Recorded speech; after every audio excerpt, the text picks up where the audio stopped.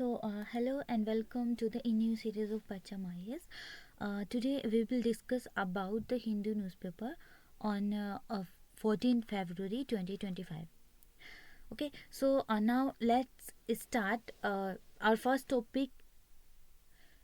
President's rule imposed in Manipur days after CM exits. Okay, you know Manipur के CM ने इस्तीफा दिया है ना, तो वहाँ पे बोला जा रहा है कि क्या वहाँ पे प्रेसिडेंट रूल लगेगा. Now we will discuss about the Manipur president's rule. Okay, so Manipur is the only state with the largest number of times of rule was evoked and currently having in it for the 11th time since February 2025.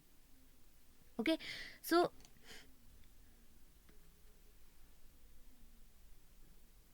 4 days after Manipur's chief minister and Byron Singh resigned. Okay, president's rule was imposed on Thursday in the northeastern state that has been affected by ethnic violence for the past 2 years. Okay, so President Draupadi Murmu issued a proclamation under Article 356 of the Constitution on Thursday after receiving a report from Governor Ajay Kumar Bhala. What is Article 356? हम लोग आगे discuss करेंगे. Okay, now the order said she was satisfied that a situation had arisen that the governance of the state cannot be carried on in accordance with the provisions of the Constitution of India. Okay, so now repeating history. Manipur is among the states with highest instance of president's rule. This marks the 11th time president's rule has been imposed. Okay, remember that Manipur is the only state with the largest number of times of rule was evoked. Okay, and currently having it for the 11th time since February 2025.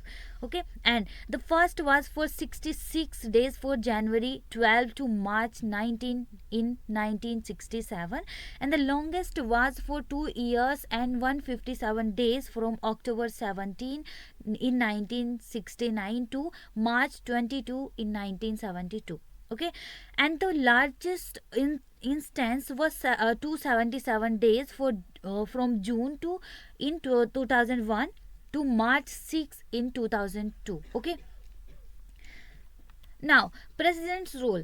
It is a provision under Article 356 of the Indian Constitution that allows the central government to assume direct control over a state's governance, and it also known as state emergency or constitutional emergency. Okay, president's rule को state emergency and constitutional emergency से भी जाना जाता है. And its origin emergency power of president in present constitution can be traced from section 93 of the Government of India Act 1935. Okay, Section 93 of the Government of India Act 1935. Okay, remember that.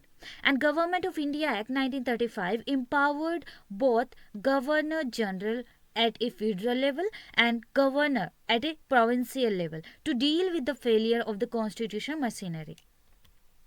Now, protect the unity and integrity of the nation, and parliamentary democracy is vulnerable to diverse and complex society of India. And address governance breakdown. Union intervention might be needed to ensure that a state adhere to constitution norms and maintain law and order when required. Strengthen federalism to prevent federal units of the union resisting the central government and ensure cooperation among the states. Protect individuals' liberty when a state machinery fails, depriving citizens of basic liberties. Union intervention becomes essential to safeguard the rights and restore peace. Uphold constitution to ensure values the principle of the constitution is respected and be obeyed by the state. Protect states to protect states against external aggression and internal disturbance. Now, Article 355 provides that it is the duty of the Union to protect its states against external aggression and internal disturbance. Now, Article 356, President's proclamation. First, if the President, by the report from the Governor of the state or otherwise, is satisfied that a situation had arisen in which the government of the state cannot be carried on in accordance with the provision of the Constitution, the President may, by proclamation, A. assume to himself or all or any of the functions of state. B. Allow Parliament to exercise the powers of the state legislature. And C is make provision necessary to enforce the proclamation, including suspension of certain constitutional provisions relating to state authorities. Revocation. Second, any such proclamation may be revoked or varied a subsequent proclamation. Parliamentary approval must be presented to both houses of Parliament and will case to operate after 2 months unless approved. Okay, and if issued during Lok Sabha dissolution, so it remain valid for 30 days. Okay, and after the new Lok Sabha's first session pending its approval. And duration, proclamation so approved shall we operate 6 months from the date of issue of the proclamation. Now remember that if issued during Lok Sabha dissolution, so it remains valid for 30 days after the new Lok Sabha's first session, okay, pending its approval. And now duration, proclamation so approved shall we operate 6 months, okay, 6 months from the date of issue of the proclamation. And extension beyond 1 year, the proclamation can be extended beyond 1 year only in the following cases. Number 1 is a national emergency in effect. Second is election commission certification that elections to the state assembly cannot be held due to difficulties. Why in Manipur violence unique? You think about that. Why in Manipur violence unique? Continuous violence. No state in India has seen such continuing violence among the common people and common man violence. Unlike other violence in northeastern state, common man is involved in Manipur violence. Ordinary people have become the victims of violence and also forced to indulge in violence to protect themselves. And involvement of police force. State police force began to divide based on ethnicity, which increased the hostility between Methi and Cookies. Okay, Methi and Cookies. Now, what are the necessities of president rule in Manipur? Breakdown of constitutional machinery. The government has failed to protect its citizens' basic liberties and maintain law and order. Okay, maintain law and order. Deprival of fundamental rights. 3 millions of people of Manipur, okay, 3 millions people of Manipur are deprived of fundamental rights and their lives, liberty, dignity and peace. Okay, and judiciary failure in spite of various judicial orders and directives, and violence have not been controlled, depriving. Failure of governance, inability of the state government to control the violence in state. Internal disturbance, the violence caused killing of more than 250 people and displacement of over a lakh people. Okay, and hundreds of temples, churches, homes and other places have been destroyed. Manipur issue. What is issue of Manipur? Metis are the valley people. Okay, Metis are the valley people. constituting 65% of its state population, and Kuki are tribes living in hills constituting 35% of Manipur population. Okay, and 90% of the state geographical area comprises hills. And sectarian violence. Conflict between dominant Metis and Kuki communities is majorly due to the imbalance in development across the protecting of ethnic rights of their community on the state. Okay, and Metis demands the demand for ST status to preserve their ancestral land, tradition, culture, and language. Okay, Metis demand for scheduled caste status to preserve that ancestral land, traditional culture, and language. Okay, and they argue that they were scheduled tribes before 1949 and lost of its status after the merger with India.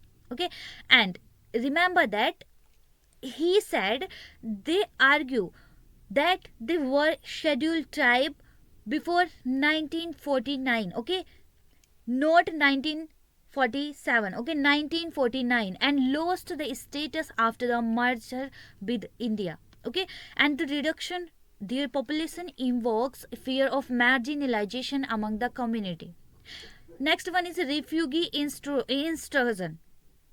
Influx of Kuki refugee from Myanmar have heightened tensions over demographic shifts and resource competition. Now,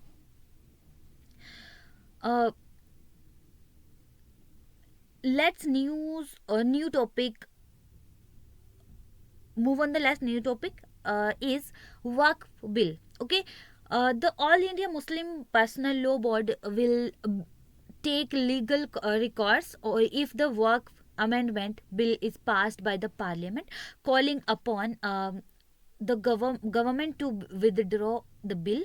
And the board's spokesman SQR Elias called the bill a direct threat to Waqf properties, okay, which aims to diverse Muslim of their mosque, madrasas, and dargah and grayards. Okay, so now the union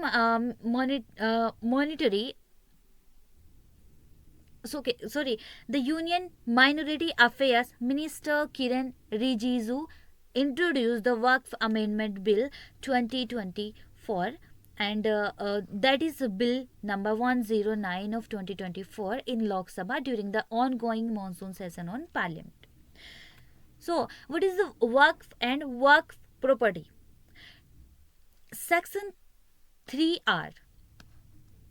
Waqf, earlier Waqf Act 1995 defined Waqf as the permanent dedication by any person of any movable and or immovable property for any purpose, dedication, any purpose or reorganization by the Muslim law as pious, religions and charitable, and include number one is a Waqf by user, but such Waqfs shall not cases to be a Waqf by reason only the user having cases is irrespective of the period of such cases. Scissors. And second is a Shamlat Patti, Shamlat Day, and Jumla Malkhan or by any other name entered in a revenue record. Grants including Mashrat ul Khidmat for any purpose recognized by the Muslim law as pious and religious and charitable. Okay, and number fourth is a Waqf alal Olad, to the extent to which the property is dedicated for any purpose recognized by Muslim law as pious and religion charitable, provided when the line of succession fails. The income of the Waqf shall be spent for education, development, welfare, and such other purpose as recognized by Muslim law and Waqif. Okay, and means any person making such dedication. Now, Waqf property. A Waqf is personal property given by Muslim for religious, charitable, or private purposes. And ownership of Waqf property is implied to be with God. A waqf can be formed through a deed, instruments, orally by or by long-term use for religious, charitable, and purposes. Once declared as waqf, a property's character changes permanently. Okay, it becomes non-transportable and is detained perpetually. Background of Waqf Amendment Bill 2024. The Waqf Act was first passed by Parliament in 1954. Okay, and it was later repealed, and a new Waqf Act was passed in 1995, which gave more powers to Waqf Board. Okay, first time Waqf Bill passed in Parliament in 1954, and second time repealed Waqf Amendment Bill in 1995, which gave more powers to Waqf Board. Okay, and in 2013, the Act was further amended to grant the Waqf Board extensive powers to designate property as a Waqf property, and it substituted the word Waqf for the word Waqf. Okay, and to make further amendments in the existing Waqf Act 1995, earlier Waqf Act 1995, the Waqf Amendment Bill has been introduced in the Waqf Act. Introduced in the Lok Sabha by Union Minister of Minority Affairs Kiran Rijiju on 8th August 2024. Okay, Waqf Act was first passed by the Parliament in 1954. Now, second time Waqf Act was passed in 1995. Okay, and which gave more powers to Waqf Board. In 2013, the Act was feature amended to grant and Waqf Board extensive power to designate property as Waqf property, and it substitute the word Waqf for the word Waqf. Okay, and to make further amendments in the existing Waqf Act 1995, earlier Waqf Act 1995. Okay, and the Waqf Amendment Bill has been introduced in the Lok Sabha by Union Minister of Minority Affairs Kiran Rijiju on 8th August 2024. It faced strong criticism from opposition parties who called it unconstitutional. Okay, it faced strong criticism from opposition parties who called it unconstitutional, anti-minority, and divisive. Okay, and the government has referred the bill to a joint committee of Parliament for further scrutiny. Waqf Amendment Bill 2024. Title and scope. The bill seeks to amend the Waqf Act 1995, earlier Waqf Act 1995. It aims to rename the Act as the Unified Waqf Management and Empowerment, Efficiency and Development Act 1995.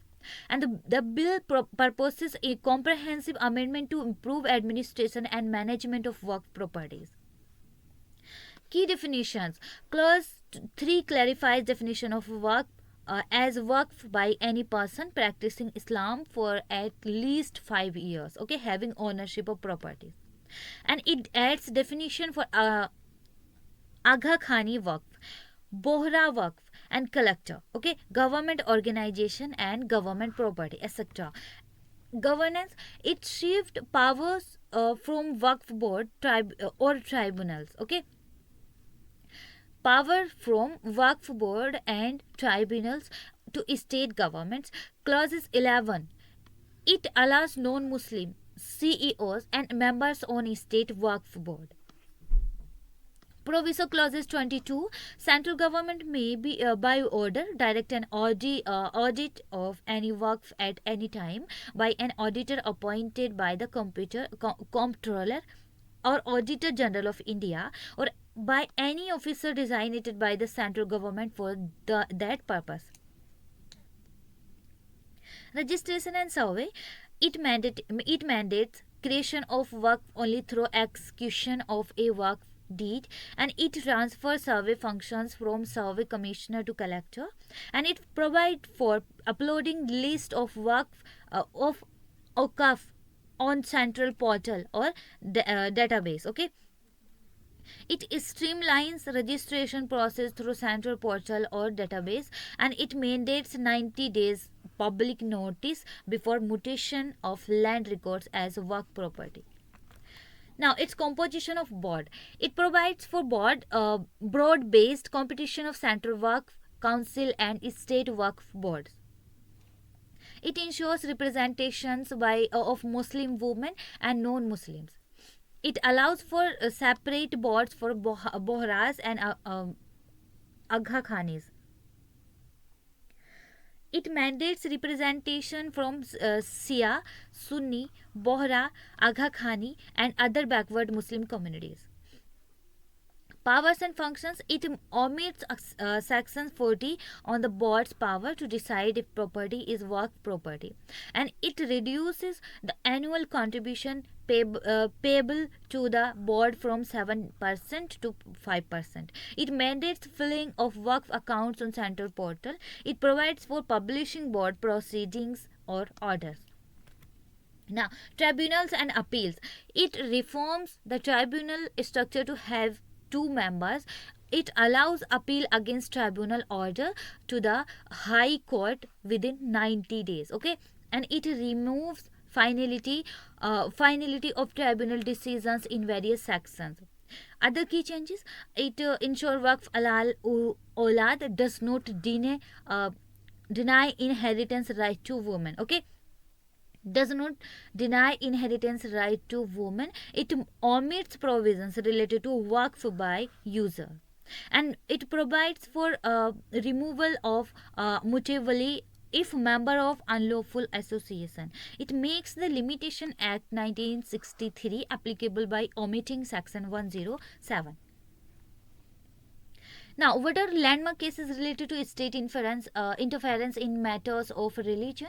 So now, Sardar Shenda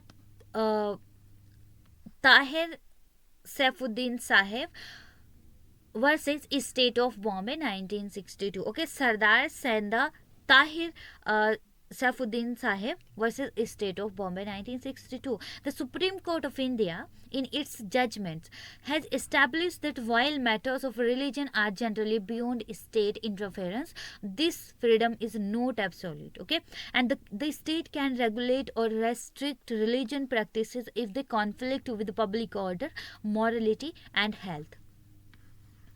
And this means that religious freedom are protected, but they can be curtailed if they threaten societal well-being, public peace, and ethical standards. Second is Brahmachari Shrideshwar Bhai and ORS versus State of West Bengal 1995. Okay, the Supreme Court of India ruled the state must not interfere with religious matter.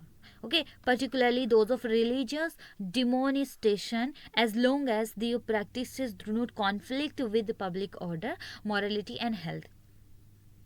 The court recognized the Ramakrishna Mission as a religious demonization denomination within Hinduism and granting it the autonomy to manage its religious and educational institution. Now, move on the next topic. Take action on Aparajita bill. Okay, Trinamul MPs to president. So the Aparajita bill. What is the Aparajita bill?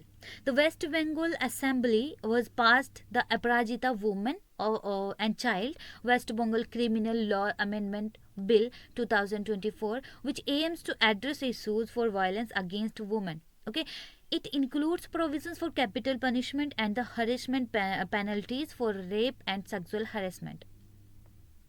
So, a delegation of Trinamool Congress MPs met President Draupadi Murmu on Thursday, urging her to expedite the Aparajita Woman and Child West Bengal Criminal Laws Amendment Bill 2024, which had been sent to her by West Bengal Governor C.B. Ananda Bose on September 6. Okay.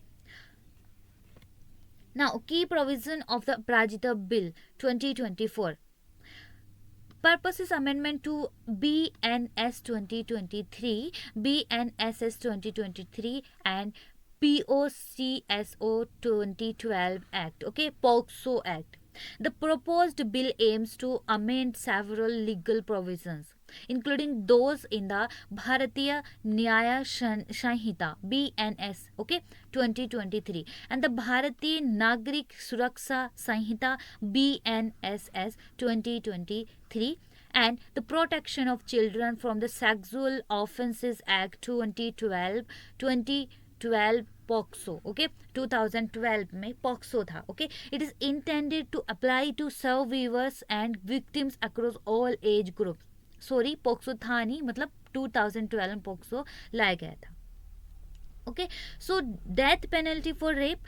The bill proposes capital punishment for individual convicted of rape if the act results in the victim's death or leaves her in a vegetative state. Okay, under BNS laws, Bharatiya Nyaya Sanhita laws, the penalties for rape are as follows: a fine and a minimum of 10 years in imprisonment for rape. Okay, a minimum of 20 years imprisonment for gang rape, which may extend to life imprisonment, and a minimum of 20 years of rigorous imprisonment for rape resulting in the victim's death, a vegetative state with the possibility of life imprisonment or the death penalty.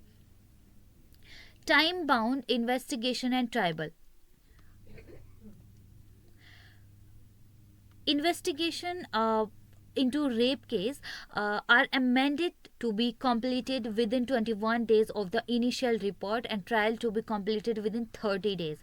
Extensions are permissible only with a written jurisdiction from a senior police officer. Okay, under BNSS laws, the time limit for investigation and trial is 2 months from the date of FIR. Okay, time limit for investigation and trial is 2 months from the date of FIR.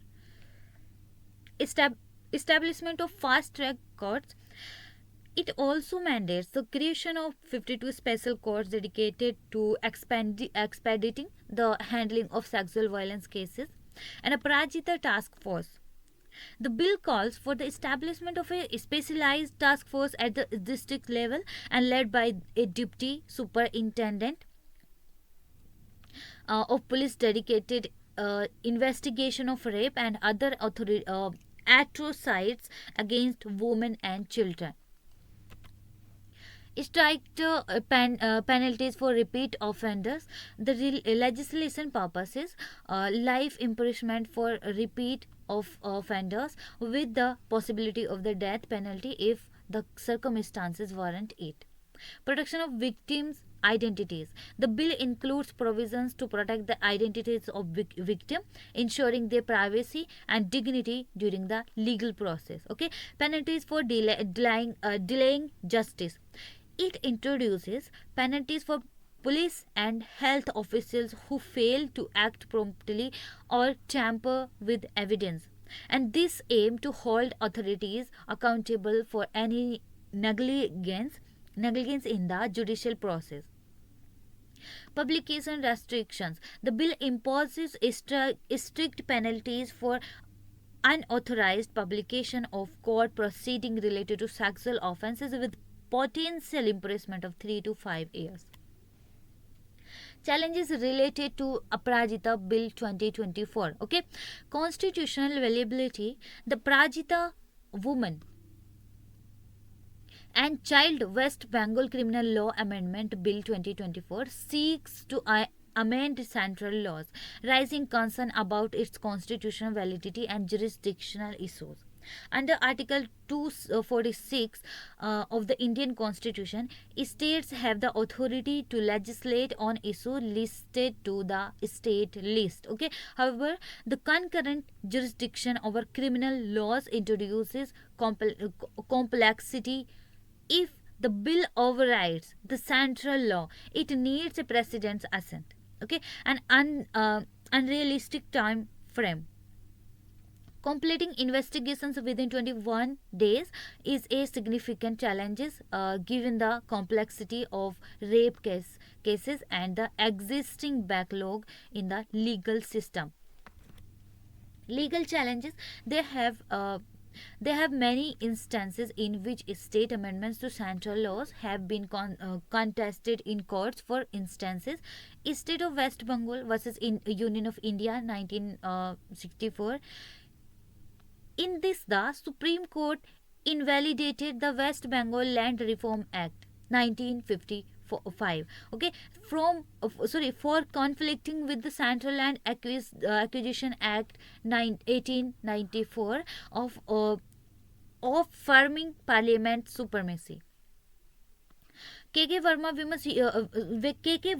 versus Union of India 1960. In this case, the Supreme Court struck down the Madhya Pradesh Agriculture Produce Markets Act 1958 for inconsistency with central laws. These cases underline the judiciary's stance on central legislation supremacy over state amendments. Okay. Implementation challenges. The bill's effective implementation may face hurdles requiring upgrades to law enforcement infrastructures and specialized training for police and judicial officers. Overburdened courts. Indian courts face severe delays, with cases taking an average of over 13 years to resolve. This backlog could hinder timely trials following the expedited investigation. Now, legal rights of the accused. The legal framework guarantees the right to a fair trial for accused, which can prolong the process through appeals, the mercy petitions. Now, next one, laws related to rape in India. Criminal Law Amendment Act 2013. This was enacted for effective legal deterrence against sexual offences. Under the Act, the minimum sentence for rape was altered from 7 years to 10 years. Okay. Furthermore, in cases that resulted in the death of the victim being left in a vegetative state, the minimum sentences has been duly increased to 20 years. Further, the Criminal Law Amendments Act 2018 was enacted to prescribe even more stringent penal provisions, including the death penalty for the rape of a girl below the age of 12 years. Protection of Children from Sexual Offences Act 2012 POCSO. Okay, the act was enacted to protect children from sexual assault, sexual harassment, and pornography. Okay, the act raised the age of consent of 18 years, which was 16 till 2012. The criminalizes all sexual activities for those under 18, even if consent was factually present between two minors. This act was also amended 2019 to make provisions for enhancement of punishment for provision for various offences to ensure safety, security, dignity of a child. Right of a rape victim. Right to zero FIR. The term zero FIR means that the person can file an FIR in any police station irrespective of the place of incident of the jurisdiction. Free medical treatment. Okay, according to section 357C of Code of the Criminal Procedure, Bharatiya Nagrik Suraksha Sanhita (BNS) के according, no private or government hospitals can charge fees for the treatment of rape victims. No two-finger test. Okay, no doctor shall possess the right to do two-finger test while doing the medical examination. Okay, right to compensation. A new provisions has been introduced in section 357A of the CRPC, which provides some amount as compensation to victims. Challenges in addressing security of women. High incidence of crimes against women.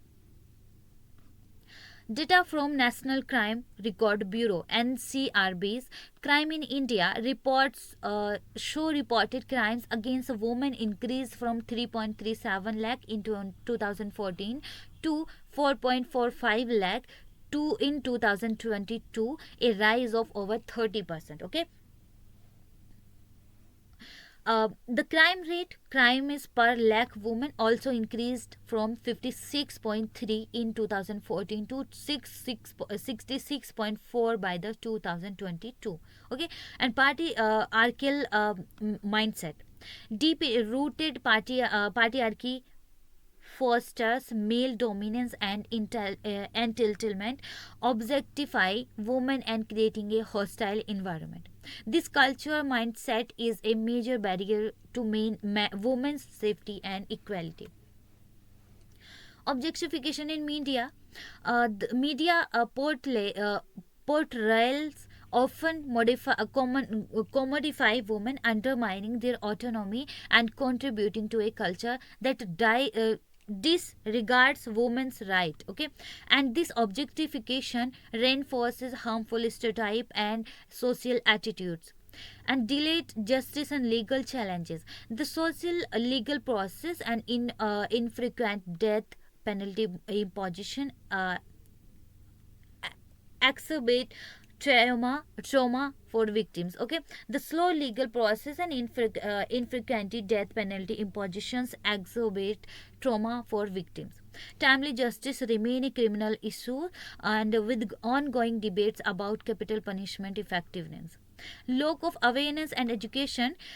Inadequate sex education and discussions about consent and gender sensitivity perpetuate harmful stereotype and ignorance, preventing effective interventions. Infrastructure and safety measures. Poorly lit streets, inadequate public transport, and a lack of safe public toilets increase women's vulnerability. Okay, and improving infrastructure and safety measures is essential.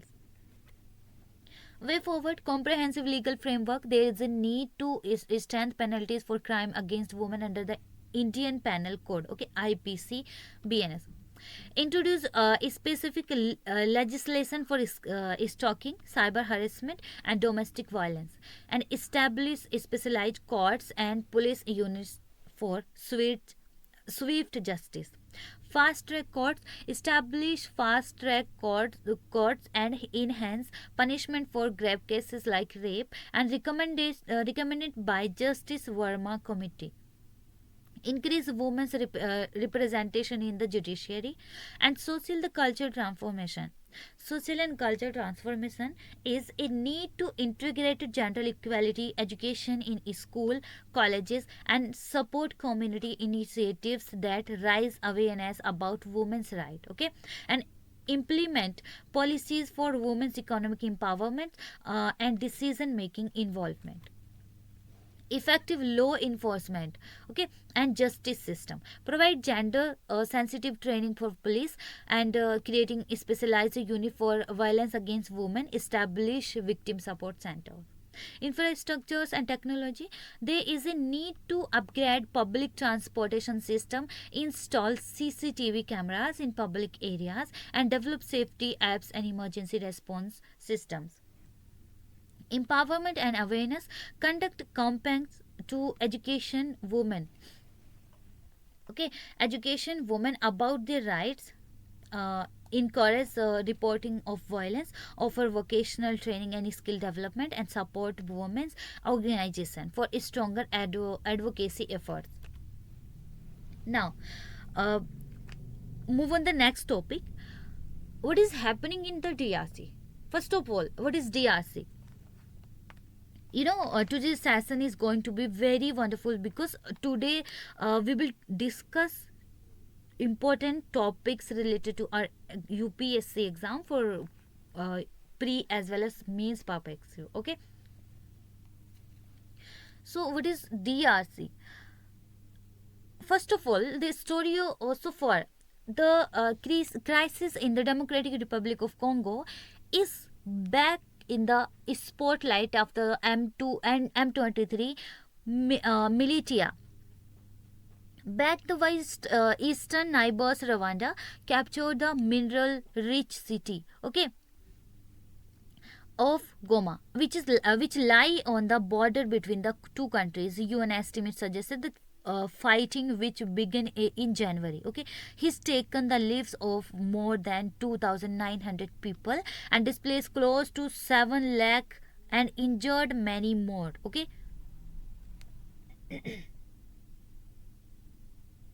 Now, uh,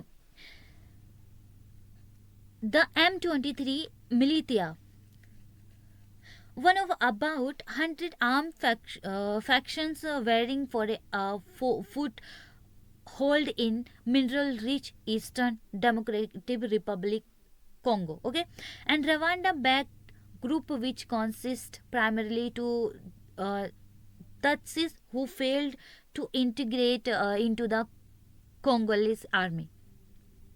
Lead major insurgents against the DRC government in 2012 took up arms again in 2022. The group is estimated to have 6,500 fighters. Now, January 27 to 28, Goma, while M23 rebels claim control to the city, they are reportedly facing resistance from army and pro-government militias. UN expert estimate up to 4,000 Rwanda forces are fighting alongside M23. So now we will discuss about DRC. क्या हो रहा है वहाँ पे? देखो, democratic Republic of Congo, this is democratic Republic of Congo, okay. Democratic Republic of the Congo touched boundary share by South Atlantic Ocean, okay, by the Banama. And now, the Democratic Republic of Congo is facing a rapidly escalating humanitarian emergency, okay, with civilians paying the price of escalating conflict. As violence surges in Eastern Democratic Republic of Congo, displacement is soaring, crimes against humanity are being documented, and the nation's healthcare system is overwhelmed by disease and violence. The International Rescue Committee is on the ground in DRC, delivering emergency support to affected communities. We call for all parties to the conflict to cases hostilize and immediately allow for further scale up of assistance. What is happening in the Democracy Republic Congo? Okay. So, the DRC is facing one of the world's most severe humanitarian crises. Decades of conflict have fueled widespread violence, mass displacement, and extreme human suffering. And most recently, escalations in conflict between the DRC and armed group, okay, have plunged the country's eastern region into chaos. With millions of civilians caught in the crossfire, reports of war crimes, crimes against humanity, sexual violence, human rights, and violence and continue to mount. As fighting escalates, millions have been left without food, clean water, and medical care, and overwhelmed hospitals are struggling to cope, while the risk of disease or outbreaks including cholera, okay, cholera grow daily. Urgent humanitarian assistance is needed to prevent further loss of life. More than 7 million people displaced, okay, over 7 million are displaced across the DRC, and including 2.8 million in North Kivu, a province in eastern DRC where much of the recent fighting has been concentrated. Nearly 7,80,000 people were forced to flee their homes between November 2024 and January 2025 alone. Okay. Displaced people from South Kivu, DRC are fleeing to neighboring Burundi, which does not have capacity or resources needed to meet the immediate needs of arriving refugees. Displacement families in the DRC are seeking refuge in overcrowded camps that lack adequate food, health services, and water and sanitization services. Meanwhile, ongoing violence has forced people infected with diseases like mpox to flee treatment centers, increasing the risk of deadly outbreaks. Civilians caught in the crossfire. Communities in eastern DRC are enduring horrific levels of violence. Shells have struck hospitals in Goma, DRC, killing and injuring civilians, including newborn and pregnant women. Okay, armed groups continue to expand their control, leaving towns and villages devastated in just 5 days from January 26 to 30. Okay, over 700 people were killed and 2,800 injured. Okay, the conflict has also triggered a surge in sexual violence and rape, putting women and girls at extreme risk. Protection services are severely limited, and survivors have little access to medical and psychological support. Disease outbreaks could endanger vulnerable communities. Overcrowded displacement camps, limited access to clean water, collapsing health care services, and have created a public health emergency in the DRC. Cholera, measles, and malaria are spreading at an alarming rate, threatening thousands of lives. Hospitals, already overwhelmed with thousands of wounded civilians, are unable to cope with the growing medical emergency, and explains senior emergency coordinator for the IRC in the DRC, Freddie Melvey. Malibu. Okay, the potential for mass disease outbreaks is escalating daily, exacerbating an already dire situation. Without immediate intervention, we risk a major cholera outbreak that could claim thousands of lives. Next topic is NSCN IM. Okay, calls upon PM to uphold 2015 Pact. What is NSCN?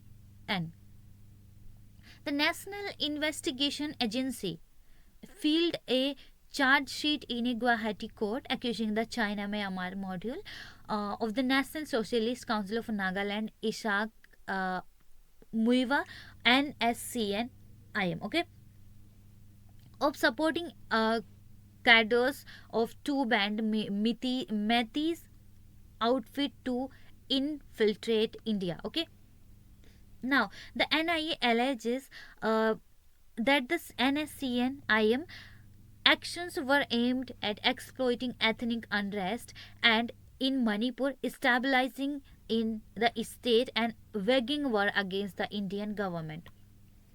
Naga insurgency and related issues. Nagas. The Naga are the indigenous community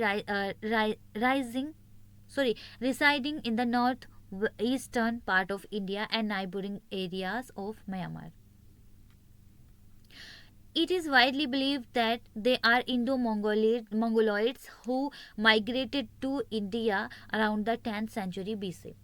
History of Nagas. Naga under British rule. The Nagas came under foreign rule for the first time when the British occupied their land in the 19th century. Nagas during World War II. During World War II, the Nagas assisted the British forces. And Naga National Council NCC was founded in 1946 and signed a 9-point agreement with the Assam government granting Nagas control over their territory. Naga independence was declared on 14 August 1947. In the 1950s, the NNC took up arms and restored to violence over Naga sovereignty. The NNCC formed the underground Naga federal government and its military wings, the Naga Federal Army (NFA), in 1952. Following the Shillong Accord 1975, the NNC split into NSCN, which further split into NSCN-IM and NSCN Khaplang in 1988. Nagas issue. Naga groups are primarily seeking greater Nagalim, okay, which involves red roving boundaries to unite all Naga inhabited areas in the northeast under the one administrative jurisdiction, ultimately aiming for sovereign statehood. It includes various parts of the Arunachal Pradesh, Manipur, Assam, and Myanmar as well. Okay, the demand also includes the separate Naga Yezabo constitution and Naga national flag. Peace initiatives. Shillong Accord 1975, a peace record signed in the Shillong show. The NNC leadership agreed to disarm, but dissent among leaders led to split in the organization. And Case Fire Agreement 1997, the NSCN-IM signed a case fire agreement with the government to stop taking on Indian armed force. In its return, the government would stop all counter-insurgency offensive operations. Framework Agreement with NSCN-IM 2015. In this agreement, the government of India recognized the unique history, culture, and position of the Nagas and their sentiments and aspirations. Okay, so आज के लिए यहीं तक रखते हैं. Okay, so now we meet in the next class. Thanks for watching. And if you want a PDF of this class, then you can join our Telegram channel. Telegram link is in the description box.